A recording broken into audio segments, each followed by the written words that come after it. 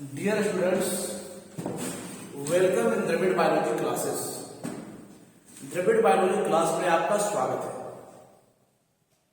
आज इस क्लास के माध्यम से, इस वीडियो के माध्यम से हम लोग पढ़ेंगे on the basis of agent, दलाल के आधार पर या on the basis of carrier, वाहक के आधार पर परागण कितने प्रकार के होते हैं इसके बारे में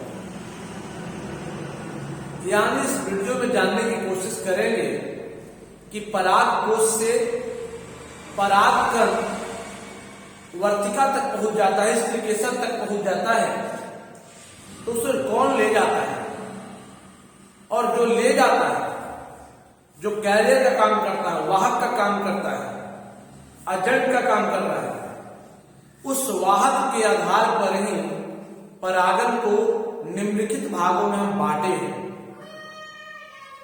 इस तरह के और भी वीडियो देखने के लिए अभी तक अगर आप सब्सक्राइब नहीं किए द्रविड़ बायोलॉजी क्लासेस नामक चैनल को, तो अभी तुरंत इस चैनल को सब्सक्राइब कर लीजिए तथा बेल आइकन को भी दबा लें ताकि इस चैनल पर डाला गया हर एक वीडियो सबसे पहले आप तक पहुंचे और आप उसका लाभ ले सकें।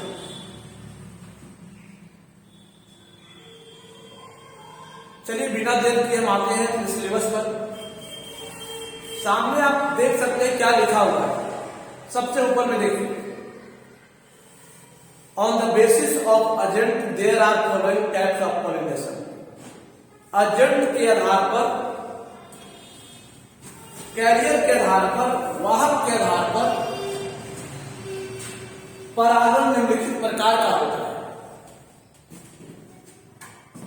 अब देखते हैं कि जितने भी हम 9 को लिखवाए हैं, 9 पॉलिनेशन, इन 9 में से 1 या 2 ऑब्जेक्टिव एनुअल एग्जाम में भी आता है, एनुअल एग्जाम में भी आ जाता है, इसलिए आप इससे परिपूर्ण हो जाएंगे, इससे आप कंफर्म हो जाएंगे।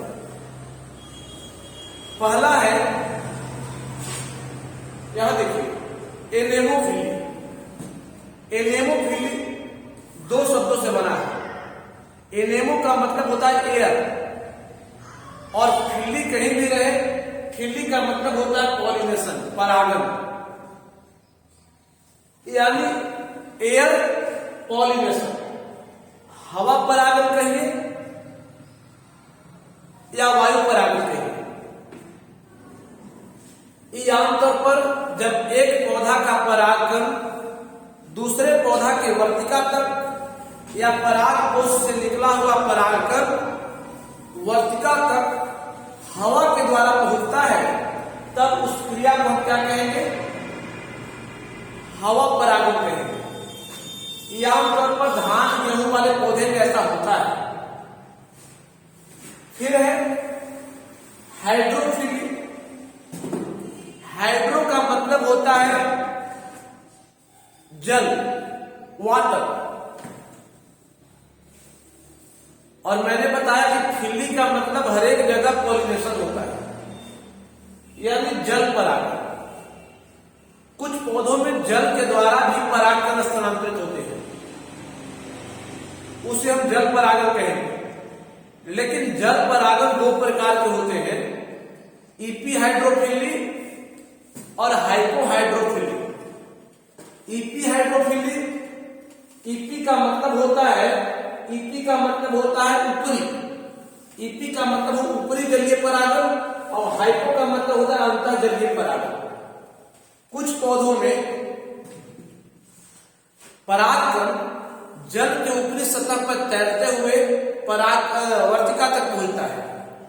जब जल के ऊपरी सतह पर छलाए हुए, तैरते हुए जाए, तब उसे हम ऊपरी जलीय परागण कहेंगे। और जब कुछ पौधों में परागकण जल के अंदर डुबकी लगाते हुए, डूब करके स्थानांतरित होते हैं वर्तिका तक, तब उसे हम कहते हैं अंतर्जलीय परागण। ये दोनों का आता है इस तरह से एनुअल एग्जाम में। कि जस्टेरा में किस प्रकार का परागण होता है। अगर अंतः जलीय पर ऊपरी जलीय परागण उदाहरण दिया हुआ है, ऑप्शन दिया हुआ है, तो उसमें टिक लगाइए, तो जलीय परागण दिया हुआ रहेगा, जलीय परागण में आपको टिक लगाना होगा। और अंतः जलीय परागण का उदाहरण में लिस्ट कर दिया। तीसरा है एंटेमोफिली। एंटेमोफिली का मतलब होता है, एंटेमो का अर्थ होता है, एंटेमो का अर्थ होता है एंड, चिट्ठी। एंटेमो का मतलब होता है चिट्ठी, और फिली बच गई तो फिली का मतलब हर जगह पॉलिनेशन, यानी एंड पॉलिनेशन, चिट्ठी परागण। कुछ पादपों में चिट्ठी के द्वारा भी पराग कोश से पराग कर निकल करके वर्तिका तक जाता है। चिट्ठी के द्वारा होने वाला परागण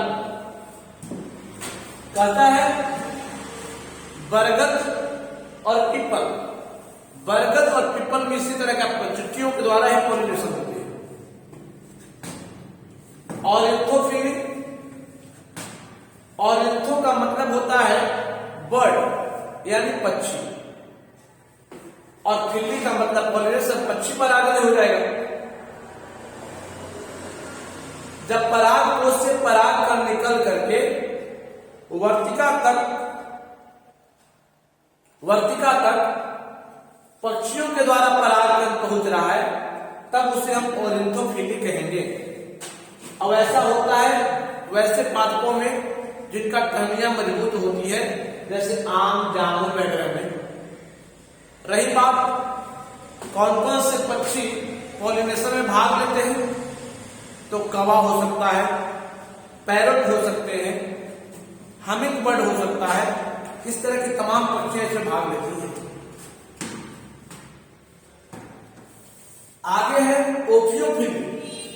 ओफियोफिली, ओफियोफिली का मतलब होता है क्या?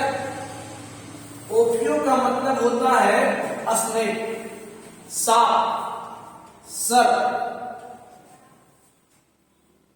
अब यदि किसी पौधा में सर्प के द्वारा परागकण वर्तिका तक पहुंच रहा है, तो उसे सर्प परागण कहेंगे। एज फॉर एग्जाम्पल ताड़, कोबरा पौधा, इन सबों में सांप के द्वारा परागण होता है, और इस परागण को हम सर्प परागण कहते हैं, ओफियोफिली कहते हैं, स्नेक पॉलिनेशन कहते हैं। उसके बाद है इलिथोफिली। इलिथोफिली, इलिथो का मतलब होता है एलिफेंट, हाथी।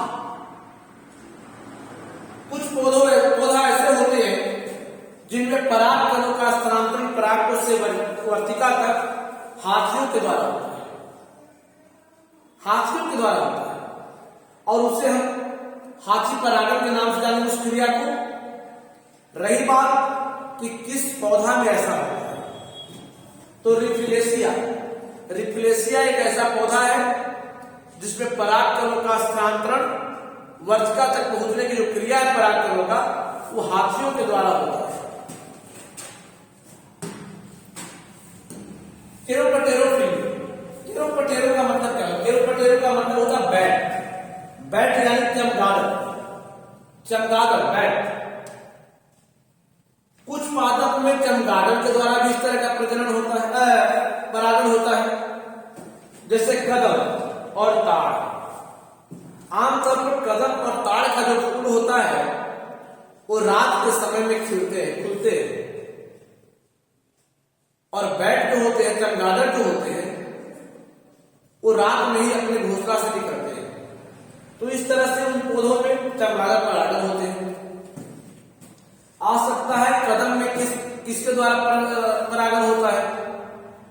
यह केरोपटेरोफिली किससे संबंधित है? सांप से, मधुमक्खी से, जल से, या चमगादड़ से? तो आपको चमगादड़ में टिक करना है। मेलाकोफिली। मेलाको का अर्थ होता है स्नेल। स्नेल मतलब घोंघा या पायला, जो पानी में पाया जाता है। मोलस्का वर्ग के प्राणी है, मोलस्का किंगडम का प्राणी है। घोंघा या पायला, उसी को पायला बोला जाता है। अब घोंघा के द्वारा अगर परागन बने, जिसके द्वारा परागन हो रहा है वही परागन कर रहा है। घोंघा के द्वारा होने वाला परागन, कोबरा पौधा छोटा छोटा होता है, उसमें ऐसा होता है। घोंघा के द्वारा, पायला के द्वारा। और अंतिम है लास्ट, मार्मिकोफिली। मार्मिकोफिली में मार्मिको का अर्थ होता है मैन, मैन यानी आदमी, ह्यूमन। अब कुछ मानव आबादी के आसपास पाए जाने वाले जो घास होते हैं, छोटे पौधे होते हैं, मानव अपने क्रियाकलाप के लिए चलता है, इधर उधर जाता है, उसके दौरान अपने आप स्वतः उसमें परागन होता है, और तब हम उसे क्या कहेंगे, मार्मिकोफिली। एक बार फिर से ध्यान दीजिए, हवा के द्वारा परागन होगा, एनेमोफिली कहलाएगा। जल के द्वारा परागन होगा, हाइड्रोफिली कहलाएगा, जल परागन कहलाएगा। अब जल की ऊपरी सतह पर तैरते हुए जा रहा है तो इपीहाइड्रोफिली, अंदर से तैरते जा रहा है तो हाइपोहाइड्रोफिली।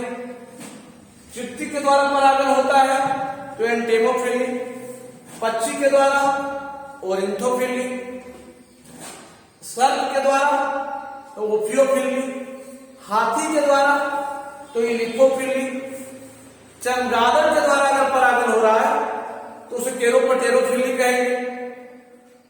और पायला या घोंघा के द्वारा हो रहा है तो मिलाकोफिली।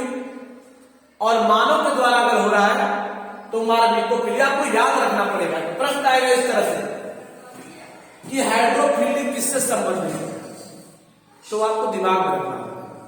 हाइड्रोफिलिक किससे संबंधित है तो आपको याद रखना, जल से। एनेमोफिलिक किससे संबंधित है तो वायु से। ओफियोफिलिक किससे संबंधित है तो सर्प से। इलिकोफिलिक मतलब इस तरह से आपका है।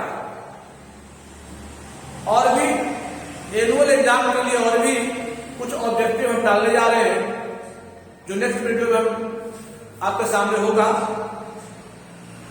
आप देख सकते हैं। लेकिन सारा वीडियो आप तक आसानी से पहुंचे, इसके लिए आप इस चैनल को सब्सक्राइब कर लें। 2-3 वीडियो में लगातार मैं डाल रहा हूं, जिससे आप देख करके एनुअल एग्जाम में बेहतर नंबर ला सकते हो ऑब्जेक्टिव में।